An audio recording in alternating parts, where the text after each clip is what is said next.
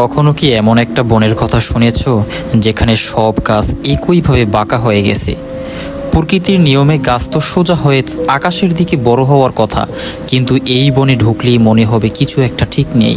এই অদ্ভুত জায়গাটির নাম হচ্ছে ক্রোকস ফরেস্ট। এখানে প্রায় 400টির মতো গাছ রয়েছে, আর আশ্চর্যের বিষয় হলো প্রতিটি গাছ বাঁকা হয়ে আছে। জন্মগতভাবে এগুলো বাঁকা। এই অদ্ভুত জায়গাটি ইউরোপের পোল্যান্ডে অবস্থিত এবং পোল্যান্ডের একটি ঘন জঙ্গলে অবস্থিত। দেখলে মনে হয় কেউ যেন খুব নিখুঁতভাবে একে একে সব গাছকে বেঁকিয়ে দিয়েছে, কিন্তু আসল রহস্যটা এখানেই। আজ পর্যন্ত কেউ নিশ্চিত করে বলতে পারেনি কেন এমনটা হয়েছে। কেউ বলে অনেক বছর হয়তো মানুষের ইচ্ছা করে গাছগুলো এমনভাবে বড় করেছে, কেউ মনে করে প্রকৃতির কোনো দুর্যোগ, হয়তো তীব্র তুষারপাত বা ঝড়ো এই অদ্ভুত আকৃতি তৈরি করেছে। আবার অনেকে বিশ্বাস করে এখানে কাজ করেছে কোনো অজানা শক্তি। কিন্তু সত্যি কথা বলতে এটার রহস্য আজ পর্যন্ত কেউ বের করতে পারেনি।